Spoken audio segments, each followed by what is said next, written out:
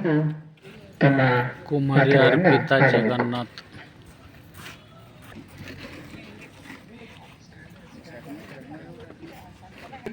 ಅರ್ಪಿತಾ ಅವರಿಗೆ ಸ್ವಲ್ಪ ಚಪ್ಪಾಳೆ ಜೋರಾಗಿ ಬರ್ತಾ ಇಲ್ಲ.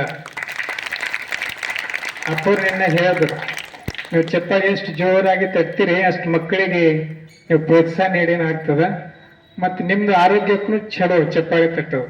ಅದು ಚಪ್ಪಾಳೆ ತಟ್ಲಕ್ಕೆ ಕಂಜೂಸ್ತನ ಮಾಡಬೇಡ್ರಿ. ಮತ್ತೊಂದ್ಸಲ ಜೋರಾಗಿ ಚಪ್ಪಾಳೆ ತಟ್ಟಬೇಕು. ಈಗ ಅರ್ಪಿತಾ ಅವರಿಂದ ಗುರುವಿನ ಕುರಿತು ನಾವು ನೀವೆಲ್ಲ ಕೇಳೋಣ. ಓಂ ಶ್ರೀ ಗುರು ಬಸವಲಿಂಗಾಯ ನಮಃ. ವಿಶ್ವಗುರು, ಧರ್ಮಗುರು, ಮಹಾಮಾನವತವಾದಿ, ಸ್ತ್ರೀಕುಲೋದ್ಧಾರಕ ಅಪ್ಪ ಬಸವಣ್ಣನವರನ್ನು ಎನ್ನ ಹೃದಯ ಮಂದಿರದಲ್ಲಿ ಧ್ಯಾನಿಸುತ್ತಾ ಈ ಭಾಗದ ನಡೆದಾಡುವ ದೇವರೆಂದೇ ಪ್ರಖ್ಯಾತರಾಗಿರುವಂತಹ ಪರಮ ಪೂಜ್ಯ ಶ್ರೀ ಡಾಕ್ಟರ್ ಲಿಂಗೇಕೆ ಚೆನ್ನಬಸವ ಪಟ್ಟದೇವರನ್ನು ಎನ್ನ ಹೃದಯ ಮಂದಿರದಲ್ಲಿ ಧ್ಯಾನಿಸುತ್ತಾ ನನ್ನ ಆರಾಧ್ಯ ದೈವರು, ದೀಕ್ಷಾಗುರುಗಳು, ಅನಾಥ ಬಂಧುಗಳ ರಕ್ಷಕರು, ಅನುಭವ ಮಂಟಪದ ಅಧ್ಯಕ್ಷರಾಗಿರುವಂತಹ ಪರಮ ಪೂಜ್ಯ ಶ್ರೀ ಡಾಕ್ಟರ್ ನಾಡೋಜ ಬಸವಲಿಂಗ ಪಟ್ಟದೇವರ ಪಾದಗಳಿಗೆ ಶರಣೆಂದು, ಕ್ರಿಯಾಶೀಲರು, ಉತ್ಸಾಹಿಗಳು, ಅನುಭಾವಿಗಳಾಗಿರುವಂತಹ ಪರಮ ಪೂಜ್ಯ ಶ್ರೀ ಗುರುಬಸವ ಪಟ್ಟದೇವರ ಪಾದಗಳಿಗೆ ಶರಣೆಂದು, ಇಲ್ಲಿ ಆಗಮಿಸಿರುವಂತಹ ಎಲ್ಲಾ ಶರಣ ತಂದೆ ತಾಯಿಗಳಿಗೂ ಹಾಗೂ ಸಹೋದರರಿಗೂ ಶರಣು ಶರಣಾರ್ಥಿ. ಮಡಕೆಯ ಮಾಡುವಡೆ ಮಣ್ಣೇ ಮೊದಲು, ತೊಡುಗೆಯ ಮಾಡುವಡೆ ಹೊನ್ನೇ ಮೊದಲು, ಶಿವಪಥವನರಿವಡೆ ಗುರುಪಥವೇ ಮೊದಲು, ಕೂಡಲ ಸಂಗಮ ದೇವರ ನರಿವಡೆ ಶರಣರ ಸಂಘವೇ ಮೊದಲು. ಇಂದು ನಾನು ಅಷ್ಟಾವರಣದಲ್ಲಿ ಮೊದಲನೆಯದಾದ ಗುರುವಿನ ಕುರಿತು ಒಂದೆರಡು ಮಾತನಾಡಲು ಬಯಸುತ್ತೇನೆ. ಗು ಎಂದರೆ ಅಂಧಕಾರ, ರು ಎಂದರೆ ಬೆಳಕು. ಗುರುಗಳು ಶಿಷ್ಯನಲ್ಲಿರುವ ಅಜ್ಞಾನದ ಅಂಧಕಾರವನ್ನು ಕೆಡಿಸಿ ಜ್ಞಾನದ ಬೆಳಕನ್ನು ನೀಡುತ್ತಾರೆ. ಸದ್ಗುರುಗಳು ಶಿಷ್ಯನಲ್ಲಿರುವ ಆಣವಮಲ, ಮಾಯಾಮಲ, ಕಾರ್ಮಿಕ ಮಲ ಎಂಬ ಮೂರು ಮಲತ್ರಯಗಳನ್ನು ಕಳೆದು ಒಳ್ಳೆಯ ವ್ಯಕ್ತಿಗಳಾಗಿ ಬೆಳೆಯುವಂತೆ ಮಾಡುತ್ತಾರೆ. ಗುರು ಒಬ್ಬ ಸೂರ್ಯ ಇದ್ದ ಹಾಗೆ. ಯಾವ ರೀತಿ ಸೂರ್ಯ ಉದಯವಾದ ಕೂಡಲೇ ಕತ್ತಲೆ ಹೋಗಿ ಎಲ್ಲಾ ಕಡೆ ಬೆಳಕಾಗುತ್ತದೋ ಅದೇ ರೀತಿ ಗುರುಗಳ ಕರುಣೆ, ಗುರುಗಳ ಮಾರ್ಗದರ್ಶನ ಶಿಷ್ಯನ ಮೇಲೆ ಆದ ನಂತರ ಶಿಷ್ಯನು ಒಳ್ಳೆಯ ವ್ಯಕ್ತಿಯಾಗಿ ಬೆಳೆಯುತ್ತಾನೆ. ಗುರು ಒಬ್ಬ ಶಿಲ್ಪಿ, ಶಿಷ್ಯ ಒಂದು ಕಲ್ಲು. ಗುರು ಒಬ್ಬ ಶಿಲ್ಪಿಯಾಗಿದ್ದು ಯಾವ ರೀತಿ ಶಿಲ್ಪಿಯು ಕಲ್ಲನ್ನು ಕಟೆದು ಕಟೆದು ಸುಂದರವಾದ ಮೂರ್ತಿಯನ್ನಾಗಿ ಮಾಡುತ್ತಾನೋ ಅದೇ ರೀತಿ ಗುರುಗಳು ಸಹ ಶಿಷ್ಯನಲ್ಲಿರುವ ಅಜ್ಞಾನವನ್ನು ತಿದ್ದಿ ತಿದ್ದಿ ಒಳ್ಳೆಯ ವ್ಯಕ್ತಿಗಳಾಗಿ ಮಾಡುವಂತೆ ಮಾಡುತ್ತಾರೆ. ಗುರು ಒಬ್ಬ ಶಿಲ್ಪಿ, ಶಿಷ್ಯ ಒಂದು ಕಲ್ಲು ಅಲ್ಲಕ. ಒಂದು ಕತ್ತಿ ನೆನಪಾಯ್ತು. ಒಂದು ರಾಗ ಒಬ್ಬ ಶಿಲ್ಪಿ ಇರ್ತಾನ. ಆ ಶಿಲ್ಪಿ ಇರ್ತಾನ, ಅವನಿಗ ಮೂರ್ತಿ ಮಾಡ್ಲಕ್ಕ ಕಲ್ ಬೇಕಾಗಿದ್ದಿರ್ತದ. ಒಂದು ರಾಗ ಒಂದು ಸುಂದರವಾದ ಹೂತೋಟ ಇರ್ತದ. ಅದರಲ್ಲಿ ಹಲವಾರು ಹೂಗಳು ಇರ್ತಾವ. ಗುಲಾಬಿ ಹೂ, ದಾಸವಾಳ, ಮಲ್ಲಿಗೆ, ಸಂಪಿಗೆ. ಅಲ್ಲಿ ಗುಲಾಬಿ ಹೂವಿನ ಗಿಡ ಕೆಳಗ ಒಂದ್ ದೊಡ್ಡದಾದ ಬಂಡೆಗಲ್ಲು ಇರ್ತದ. ಎಲ್ಲ ಜನರು ಏನ್ ಮಾಡ್ತಾರ, ಆ ಹೂವಿಗೆ ಆಸೆ ಪಟ್ಟಿ ಆ ಕಲ್ಲಿನ ಮೇಲೆ ಕಾಲ್ ಕೊಟ್ಟಿ ಆ ಹೂವ ಕಡ್ಕೊಂಡಿ ದೇವ್ರ ಪಾದಕ್ಕ ಎಸ್ತಾ ಇರ್ತಾರ. ಆಗದು ಹೂವಿನ ಗಿಡ ಗರ್ವದಿಂದ ಅಂತದು ಆ ಕಲ್ಲಿಗ, ನೋಡು ಕಲ್ಲು, ಚೀ ಚೀ ಚೀ ನಿನಗೆ ಎಷ್ಟು ದ್ವೇಷ ಮಾಡ್ತಾರ ನೋಡು, ಎಲ್ಲರೂ ನಿನಗೆ ಬಂದು ತುಳಿತಾರ, ನನಗೆ ಎಷ್ಟು ಪ್ರೀತಿ ಮಾಡ್ತಾರ ನೋಡು, ನನಗೆ ಒಯ್ದಿ ದೇವ್ರ ಪಾದಕ್ಕೆ ಏರಿಸ್ತಾರ ನೋಡು, ನಿನಗೆ ಹೆಂಗ್ ಮಾಡ್ತಾರ, ನನಗೆ ಎಷ್ಟು ಪ್ರೀತಿ ಮಾಡ್ತಾರ ನೋಡು ಅಂತ ಹೀಯಾಳಿಸಿ ಮಾತಾಡ್ತು. ಆಗ ಒಬ್ಬ ಶಿಲ್ಪಿ ಬರ್ತಾನ. ಆ ಶಿಲ್ಪಿ ಬಂದು ಆ ಕಲ್ಲನ್ನು ನೋಡ್ತಾನ. ಅಪ್ಪ, ಇಷ್ಟು ದೊಡ್ಡದಾದ ಕಲ್ಲದ, ಇದ್ರ ಒಳಗ್ ಸುಂದರವಾದ ದೇವ್ರ ಮೂರ್ತಿ ಅಂತ ತಿಳ್ಕೊಂಡು ಆ ಕಲ್ಲನ್ನು ತನ್ನ ಮನೆಗೆ ಒಯ್ತಾನ. ತನ್ನ ಮನೆಗೆ ಒಯ್ದಿ ಸುಮಾರು ದಿವಸಗಳವರೆಗೆ ಕಟ್ಟುದು ಸುಂದರವಾದ ದೇವ್ರ ಮೂರ್ತಿಯನ್ನಾಗಿ ಮಾಡ್ತಾನ. ಆ ದೇವ್ರ ಮೂರ್ತಿಯನ್ನು ಗುಡಿ ಒಳಗೊಯ್ದಿ ಸ್ಥಾಪನೆ ಮಾಡ್ತಾನ. ಆಗ ಆ ಊರಿನ ಜನರೆಲ್ಲ ಏನ್ ಮಾಡ್ತಾರ, ಅದೇ ಗುಲಾಬಿ ಹೂವಿನ ಕಡ್ಕೊಂಡ್ ತಂದು ಆ ಕಲ್ಲಿನ ಮೂರ್ತಿಯ ಪಾದಕ್ಕ ಏರಿಸ್ತಾರ. ಆಗದು ಕಲ್ಲಿನ ಮೂರ್ತಿ ಅಂತದು, ನೋಡ್ ಗುಲಾಬಿ ಹೂ, ನನಗೆ ಹಿಯಾಳ್ಸ್ ಮಾತಾಡಿದಲ್ಲ, ಈಗ ನನ್ನ ಪಾದಕ್ಕ ನೀ ಬಿದ್ದಿದಿ, ನಾ ಎಲ್ಲರಿಂದ ಪೂಜೆಗೊಳ್ತಾ ಇದ್ದ ಅಂತ ಹೇಳ್ತದ. ಈ ಕಥೆ ತಾತ್ಪರ್ಯ ಏನದ ಅಂತಂದ್ರು, ಗುರುಗಳ ಕರುಣೆ, ಗುರುಗಳ ಮಾರ್ಗದರ್ಶನ ಆಗಲ್ಕಿಂತ ಮೊದಲು ನಾವು ಹೆಂಗಿರ್ತೇವು, ಆ ಕಲ್ಲಿನ ಗತ್ಲೆ ಸಾಮಾನ್ಯ ಜನರಾಗಿ ಇರ್ತೇವೆ. ಯಾವಾಗ ಗುರುವಿನ ಕರುಣೆ, ಗುರುವಿನ ಮಾರ್ಗದರ್ಶನ ನಮ್ಮ ಮೇಲೆ ಆಯ್ತದೋ ಆಗ ನಾವು ಸಹ ಆ ಮೂರ್ತಿಗತ್ಲೆ ಉನ್ನತ ಸ್ಥಾನಕ್ಕೆ ಏರ್ಲಕ್ಕ ಸಾಧ್ಯ ಆಯ್ತದ. ಗುರುಗಳು ಏನ್ ಮಾಡ್ತಾರೆ, ನಮ್ಮೊಳಗಿರುವ ಅರಿವನ್ನು ಜಾಗೃತ ಮಾಡ್ತಾರೆ. ಅಷ್ಟೇ ಅಲ್ಲದೇನೆ ಬಸವಣ್ಣನವರು ರಚಿಸಿರುವ ಇಷ್ಟಲಿಂಗವನ್ನು ನಮ್ಮ ಕೈದ ಕೊಟ್ಟಿ ಇಂದಿನಿಂದ ನೀನು ಸಚ್ಚಿದಾನಂದ ಸ್ವರೂಪಿ ಅಂತ ತಿಳಿಸಳ್ತಾರ.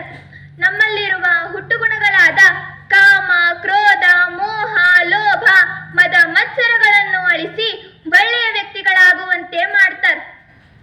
ಅದಕ್ಕ ಅಕ್ಕ ಮಹಾದೇವಿನವರು ಒಂದ್ ಕಡೆ ಹೇಳ್ತಾರ, ನರ ಜನ್ಮವ ತೊಡೆದು ಹರ ಜನ್ಮವ ಮಾಡಿದ ಗುರುವೆ, ಭವ ಬಂಧನವ ಬಿಡಿಸಿ ಪರಮ ಸುಖವ ತೋರಿದ ಗುರುವೆ, ಭವಿ ಎಂಬುದನ್ನು ತೊಡೆದು ಭಕ್ತಿಯೆಂದೆನಿಸಿದ ಗುರುವೆ, ಚನ್ನಮಲ್ಲಿಕಾರ್ಜುನನ ತಂದೆನ್ನ ಕೈವಶಕ್ಕೆ ಕೊಟ್ಟ ಗುರುವೆ, ಶರಣು ಶರಣಾರ್ಥಿ.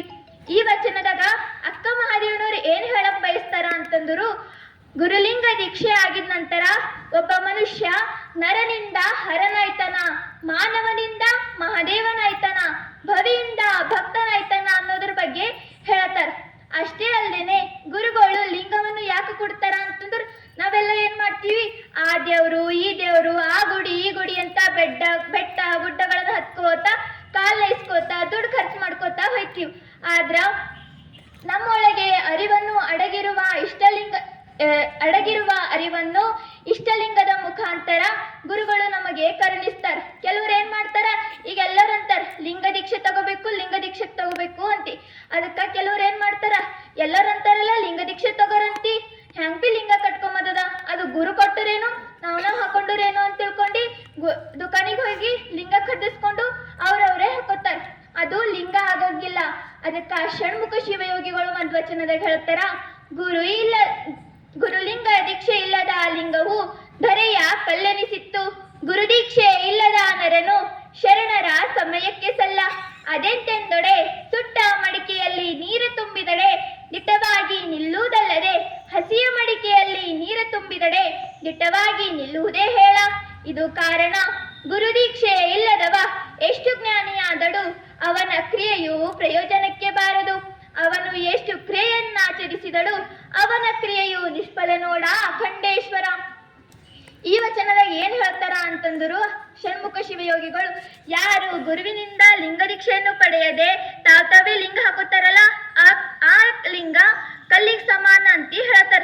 ಅವ್ರು ಎಷ್ಟೇ ಜ್ಞಾನಿ ಆಗ್ಲಿ ಆದ್ರ ಅವ್ರ ಜ್ಞಾನ ಪ್ರಯೋಜನಕ್ಕೆ ಬರುವುದಿಲ್ಲ ಅಂತ ಹೇಳ್ತಾರ. ಗುರು ಶಿಷ್ಯರ ಸಂಬಂಧ ಯಾವ ರೀತಿ ಇರಬೇಕು ಅಂತಲ್ಲಕ ಒಂದು ಉದಾಹರಣೆ ಹೇಳ್ತೀನಿ ನೋಡ್ರಿ. ಇನ್ನೂ ನೀರ್ ಇರ್ತದ, ಆ ನೀರಿನ ಒಳಗ ಉಪ್ಪು ಅಥವಾ ಸಕ್ರೆ ಕಲಸ್ರಿ, ಅದು ನೀರು ಮತ್ತು ಸಕ್ರೆ ಅಥವಾ ಉಪ್ಪು ಬೇರ್ಪಡಿಸ್ಲಕ್ ಆಯ್ತದೇನ್ರಿ? ಇಲ್ಲ, ಅದು ಉಪ್ಪೇನಾಗಿದಿರ್ತದ, ನೀರಿನಲ್ಲೇ ಕಲ್ತು ಹೋಗಿದಿರ್ತದ. ಅದೇ ರೀತಿ ಗುರುಗಳು ಮತ್ತು ಶಿಷ್ಯನ ಸಂಬಂಧ ಇರ್ಬೇಕ್ರಿ. ಗುರು ಮುಟ್ಟಿ ಗುರುವಾಗುವುದೇ ಶರಣರ ಸಿದ್ಧಾಂತ ಅಂತ ಹೇಳ್ತಾರ. ಅದಕ್ಕೆ ಶರಣರು ಒಂದ್ ಕಡೆ ಹೇಳ್ತಾರ, ಹರ ಮುನಿದಡೆ ಗುರು ಕಾಯುವನು, ಗುರು ಮುನಿದಡೆ ಹರ ಕಾಯನು ಅಂತಿ. ನಾವ್ ಒಂದ್ ವೇಳೆ ಏನ್ರ ತಪ್ಪು ಮಾಡಿ ಗುರು ಪರಮಾತ್ಮ ನಮ್ಮ ಮೇಲೆ ಮುಳಿದರಂದ್ರ ಗುರುಗಳೇನಂತಾರ, ನೀ ಮಾಡಿ ತಪ್ಪದ ನೋಡ, ಇದು ಸರಿಪಡಿಸ್ಕೊ ಅಂತಿ ತಿದ್ದಿ ಹೇಳ್ತಾರ. ಅದಕ್ಕೆ ನಾವು ಸರಿಪಡಿಸ್ಕೊಂಡೇವ್ ಅಂತಂದ್ರು ಆ ಪರಮಾತ್ಮ ನಮಗ ಕ್ಷಮೆ ಮಾಡ್ತಾನ.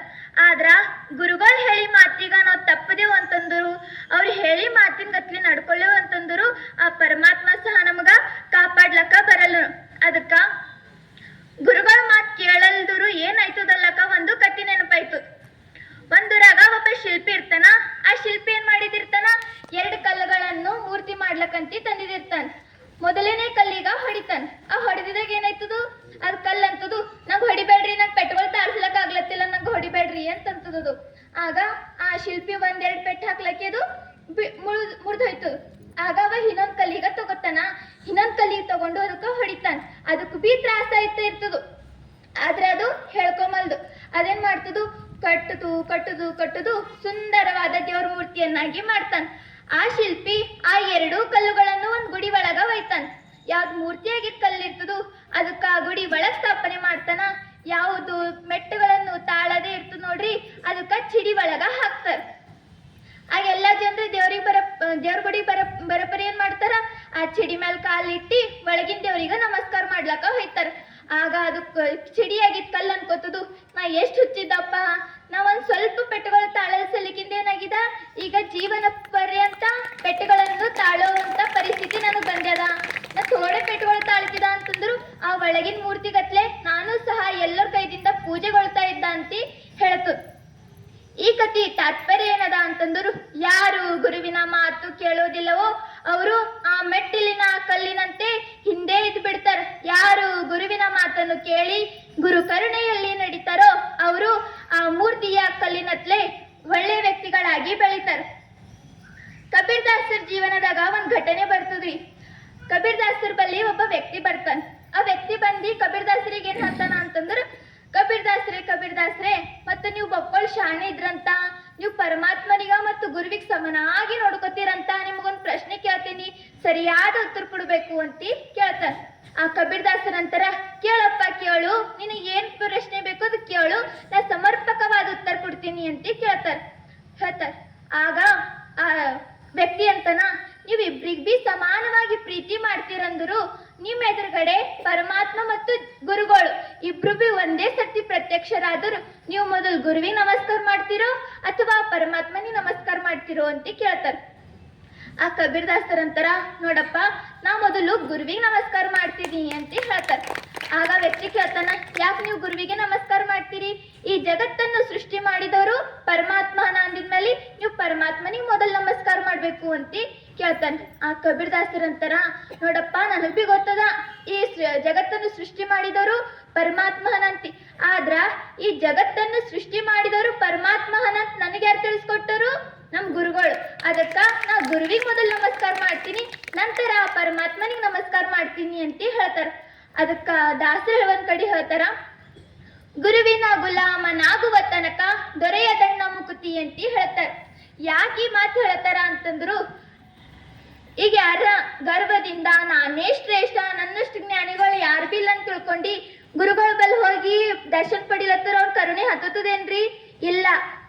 ಯಾರು ಎಷ್ಟೇ ಜ್ಞಾನಿ ಆದಳು ನಂಬಲ್ಲಿ ಸ್ವಲ್ಪ ಬಿ ಜ್ಞಾನ ಇಲ್ಲಂತಿ ಕರುಣೆ ವಿನಯ ಭಕ್ತಿಯಿಂದ ಯಾರು ಗುರುಗಳ ಬಲ್ ಹೋಯ್ತಾರ ಅವ್ರದ್ದು ಮಾರ್ಗದರ್ಶನ ಅವ್ರ ಕರುಣೆ ಆ ಶಿಷ್ಯನ ಮೇಲೆ ಐತದ್ರಿ. ಅದಕ್ಕ ನಾವು ವಿನಯವಂತಿಕೆಯಿಂದ ಗುರುಗಳ ಬಲ್ಲಿ ಹೋಗ್ಬೇಕು. ಈ ಕೆಲವ್ರು ಏನಂತಾರ, ಬರೇ ಸನ್ಯಾಸಿಗಳು ಅಷ್ಟೇ ಗುರುಗಳು, ಗೃಹಸ್ಥರೆಲ್ಲ ಗುರು ಆಗ್ಲಕ್ ಸಾಧ್ಯದೇನ್ರಿ ಅಂತ ಕೇಳ್ತಾರ. ಆದ್ರ ಯಾರೇ ಆಗ್ಲಿ ಜಾತಿ ಭೇದ ಲಿಂಗ ವರ್ಣ ಗಂಡು ಹೆಣ್ಣು ಬಡವ ಶ್ರೀಮಂತ ಆ ಜಾತಿ ಈ ಜಾತಿ ಕನಿಷ್ಠ ಶ್ರೇಷ್ಠ ಎನ್ನದೆ ಯಾರು ಅರಿವು ಆಚಾರ ಅನುಭವ ಯಾರ ಬಲ್ಲಿ ಇರ್ತದ ನೋಡ್ರಿ ಅವರೆಲ್ಲ ಗುರು ಆಗ್ಲಕ್ ಸಾಧ್ಯ ಅದ. ಅದಕ್ಕ ಗೃಹಸ್ಥರು ಗುರು ಆಗ್ಲಕ್ ಸಾಧ್ಯ ಇಲ್ಲ, ಸನ್ಯಾಸಿಗಳಷ್ಟೇ ಗುರು ಆಗೋದಂತ ಕಲ್ಪನೆಯನ್ನು ನಿಮ್ಮ ಮನಸ್ಸಿನಾಗಿನ್ ತೆಗೆದು ಹಾಕ್ರಿ. ಯಾರ್ ಬೇಕಾದ್ರೂ ಬಿ ಗುರು ಆಗ್ಲಕ್ಕ ಸಾಧ್ಯ ಅದ. ಯಾರೇ ಆಗ್ಲಿ ನಮ್ ಜೀವನದಾಗ ಒಂದು ಒಳ್ಳೆ ಮಾತನ್ನು ಹೇಳಿದಿರ್ತಾರ ಅಂತಂದ್ರ ಪ್ರತಿಯೊಬ್ಬರು ಸಹ ನಮಗ ಗುರು ಆಗೇ ಕಾಡ್ತಾರ. ಗುರುವಿಗ ತಾಯಿಗೆ ಹೋಲಿಕೆ ಮಾಡ್ತಾರ್ರಿ, ಪರಮಾತ್ಮನಿಗ ತಂದೆಗೆ ಹೋಲಿಕೆ ಮಾಡ್ತಾರ. ಇದಕ್ಕೊಂದು ಚಿಕ್ಕ ಉದಾಹರಣೆಯನ್ನು ಹೇಳ್ತೀನಿ, ಇದು ಎಲ್ಲರ ಜೀವನದಾಗ ನಡೀತಿದೆ ಅದರಿ. ಒಂದೂರಾಗ ಸತಿಪತಿಗಳು ಇರ್ತಾರ. ಆ ಸತಿಪತಿಗಳಿಗೆ ಒಂದ್ ಪುಟ್ಟ ಮಗು ಇರ್ತದ. ಆ ಮಗು ಏನ್ ಮಾಡಿದಿರ್ತದ, ಹೊರಗ ಆಟ ಆಡ್ಲಕ್ ಹೋಗಿ ಮೈಯೆಲ್ಲ ಕೆಸರು ಮಾಡಿ ಬಂದಿದಿರ್ತದ. ಆಗ ಅವ್ರ ಪಪ್ಪಾಗ ನೋಡ್ತಾನದ ಅದು ಕೂಸು. ಅವ್ರ ಪಪ್ಪಾಗ ನೋಡಿ ಏನ್ ಮಾಡ್ತದ, ಅಪ್ಪ ಅಪ್ಪ ಅನ್ಕೋತ ಅವ್ರ ಮೈ ಮೇಲೆ ಹೋಗ್ಲಕ್ಕ ಹೋಯ್ತದ. ಆಗ ತಂದೆ ಅಂತಾನ, ಚೀ ಚೀ ಚೀ ಚೀ ಚೀ ಅಲ್ಲೇ ನಿಂದ್ರೆ ಎಷ್ಟು ಹೊಲ್ಸಾಗಿದಿ, ನಿನಗ ನವಲ್ ಬರ್ತೀನಿ ಅಂತಿ. ಅವ ಏನ್ ಮಾಡ್ತಾನ, ಚೀ ಚೀ ಚೀ ಅಂತಂದಿ ಅವ್ನ ಹೆಂಡತಿ ಕರಿತಾನ. ಅವ್ನ ಹೆಂಡತಿ ಕರ್ದೇನ್ ಅಂತಾನ ಅಂತಂದ್ರ, ನೋಡ್ ನಿನ್ ಮಗ ಎಷ್ಟು ಹೊಲ್ಸಾಗ್ಯಾನ, ಅವನಿಗೆ ಜರ ಕ್ಲೀನ್ ಮಾಡ್ಕೊಂಡ್ ಬಾ ಅಂತಿ ಹೇಳ್ತಾರ. ಆಗ ತಾಯಿ ಏನ್ ಮಾಡ್ತಾಳ, ಪ್ರೀತಿಯಿಂದ ಎತ್ಕೊಂಡಿ ನನ್ ಕಂದ ನನ್ ಮುದ್ದು ಅನ್ಕೊಂಡಿ ಒಳಗೊಯ್ದಿ ಚಂದ ಸ್ನಾನ ಮಾಡಿಸಿ ಹೊಸ ಬಟ್ಟೆ ಹಾಕಿ ವಿಭೂತಿ ಹೆಚ್ಚಿ ಕರ್ಕೊಂಡ್ ಬರ್ತಾಳ. ಆಗ ತಂದೆ ಏನ್ ಮಾಡ್ತಾನ, ನನ್ ಕಂದ ನನ್ ಮುದ್ದು ನನ್ ಚಿನ್ನ ಅಂತ ಎತ್ಕೊಂಡಿ ಪ್ರೀತಿ ಮಾಡ್ತಾನ. ಅದಕ್ಕ ತಂದೆ ಹೆಂಗ್ ಮಾಡ್ತಾರ್ರಿ, ಯಾರ್ ಚಂದ ಇರ್ತಾರ ಅವ್ರಿಗಷ್ಟೇ ಅಪ್ಕೊಳ್ತಾರ್ರಿ. ಹಿಂಗ್ ಹೊಲ್ಸಿದ್ರು ಅಪ್ಕೊಳ್ಳೋರು. ಅದಕ್ ತಾಯಿ ಏನ್ ಮಾಡ್ತಾರ, ಅವ್ರು ಚಂದಿರ್ಲಿ ಕೆಟ್ಟೋರಿರ್ಲಿ ಗಲೀಜಾಗ್ಲಿ ಶಿಸ್ತಿರ್ಲಿ ನನ್ನೋರು ಅಂತಿ ಪ್ರೀತಿ ಮಾಡ್ತಾರ. ಆದ್ರೆ ಹಂಗೆ ಪರಮಾತ್ಮ ಸಹ ಯಾರ ಬಲ್ಲಿ ಒಳ್ಳೆಯ ಗುಣಗಳಿರ್ತಾವ, ದುಶ್ಚಟಗಳನ್ನು ಯಾರು ಬಿಡ್ತಾರ, ಯಾರ ಬಲ್ಲಿ ಕಾಮ ಕ್ರೋಧ ಲೋಭ ಮೋಹ ಮದ ಮತ್ಸರಗಳನ್ನು ಅಳಿಸಿಕೊಂಡಿರ್ತಾರ ಅವ್ರಿಗಷ್ಟೇ ನನ್ನವರು ಅಂತಿ ಪ್ರೀತಿಯಿಂದ ಅಪ್ಕೋತಾನ. ಗುರುಗಳೇನ್ ಮಾಡ್ತಾರ, ಅವ್ರು ಕೆಟ್ಟೋರಿರ್ಲಿ ಒಳ್ಳೆಯವ್ರಿರ್ಲಿ ಕೆಟ್ಟೋರಿಗ ಅಂತನ್ ಬಲ್ಕಾರ್ದಿ ಒಳ್ಳೆ ಗುಣಗಳನ್ನು ಹೇಳಿ ತಿದ್ದಿ ತಿದ್ದಿ ತಿದ್ದಿ ಆ ಪರಮಾತ್ಮ ಆ ವ್ಯಕ್ತಿಗ ಅಪ್ಪಿಕೊಳ್ಳಪ್ಲೇ ಮಾಡ್ತಾರ. ಅದಕ್ಕ ಪರಮಾತ್ಮನಿಗ ತಂದೆಗೆ ಹೋಲಿಕೆ ಮಾಡ್ತಾರ, ಗುರುವಿಗ ತಾಯಿಗೆ ಹೋಲಿಕೆ ಮಾಡ್ತಾರ. 12ನೇ ಶತಮಾನದಲ್ಲಿ ವಿಶ್ವಗುರು ಬಸವಣ್ಣನವರು ಸಾಮಾಜಿಕವಾಗಿ ಆರ್ಥಿಕವಾಗಿ ಸಾಮಾಜಿಕವಾಗಿ ಎಲ್ಲಾ ಜನರಿಗ ಗುರುವಾಗಿ ಮಾರ್ಗದರ್ಶನ ನೀಡೋರು. ಯಾರು ಜ್ಞಾನವನ್ನು ಪಡಿಲಕ್ ಬರ್ತಾರ ಅವ್ರಿಗೆ ಜ್ಞಾನದ ಅರಿವನ್ನು ಕೊಟ್ಟರು. ಯಾರೇ ಏನೇ ಕೇಳಕ್ ಬಂದರು ಅವ್ರಿಗೆ ಏನ್ ಬೇಕು ಅದನ್ನು ಕೊಟ್ಟು ಗುರುವಾಗಿ ಮಾರ್ಗದರ್ಶನ ನೀಡಿದರು. ಅದೇ ರೀತಿ ಇಂದು ನಮಗೆಲ್ಲರಿಗೂ ಪೂಜ್ಯ ಶ್ರೀ ಡಾಕ್ಟರ್ ನಾಡೋಜ ಬಸವಲಿಂಗ ಪಟ್ಟದೇವರು ಗುರುವಾಗಿ ಮಾರ್ಗದರ್ಶನ ನೀಡುತ್ತಿದ್ದಾರೆ. ಅಷ್ಟೇ ಅಲ್ಲದೆ ಗರುವಿನ ಗುರು ಪರಮ ಗುರು ಯಾರು? ಬಸವಣ್ಣನವರು. ಅದಕ್ಕ ಬಸವಣ್ಣನವರು ಹೇಳಿಕೊಟ್ಟಿದ ಮಾರ್ಗದಲ್ಲಿ ನಾವೆಲ್ಲರೂ ಚಾಚು ತಪ್ಪದೆ ನಡೆಯೋಣ ಎಂದು ಹೇಳುತ್ತಾ ನನ್ನ ಒಂದೆರಡು ಮಾತುಗಳನ್ನು ಗುರುವಿನ ಪಾದಕ್ಕೆ ಅರ್ಪಿಸುತ್ತೇನೆ. ಶರಣು ಶರಣಾರ್ಥಿ.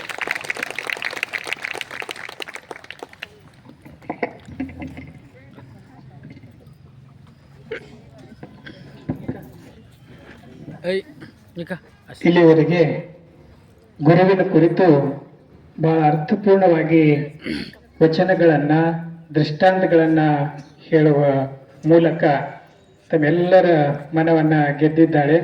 ನಮ್ಮ ಕುಮಾರಿ ಅರ್ಪಿತ ಅವಳಿಗೆ ಮತ್ತೊಂದ್ಸಲ ಜೋರಾಗಿ ಚಪ್ಪಾಳೆ ತಟ್ಟಿ ಅವರಿಗೆ ಅಭಿನಂದಿಸಬೇಕು. ಈಗ ಪೂಜ್ಯರಿಂದ ಆಕೆಗೆ ಆಶೀರ್ವಾದವನ್ನ ಮಾಡಲಾಗ್ತದೆ. ನಮ್ಮ ಸ್ವರೂಪ ತಾಯಿಯವರು ಮಕ್ಕಳಿಗೆ ಪ್ರೋತ್ಸಾಹ ಸಿಗಲಿ ಅಂತ ತಿಳ್ಕೊಂಡು ಅವರಿಗೆ ಸಮೇತ ಶಾಲು ಮತ್ತು ಹಾರವನ್ನ ಅವ್ರು ತರ್ತಾ ಇದ್ದಾರೆ. ಮೊದಲು ಪೂಜ್ಯರಿಗೆ ಗೌರವ ಸಮರ್ಪಿಸಿ. ಓಂ ಶ್ರೀ ಗುರು ಬಸವಲಿಂಗಾಯ ನಮಃ. ಓಂ ಶ್ರೀ ಗುರು ಬಸವಲಿಂಗಾಯ ನಮಃ. ಈಗ ಕುಮಾರಿ ಅರ್ಪಿತ ಜಗನ್ನಾಥ್ ಅವರಿಗೆ ಸ್ವರೂಪ ತಾಯಿ ಬಳಸಿಯವರು ಆಶೀರ್ವಾದವನ್ನು ಮಾಡ್ತಾ ಇದ್ದಾರೆ. ಓಂ ಶ್ರೀ ಗುರು ಬಸವಲಿಂಗಾಯ ನಮಃ.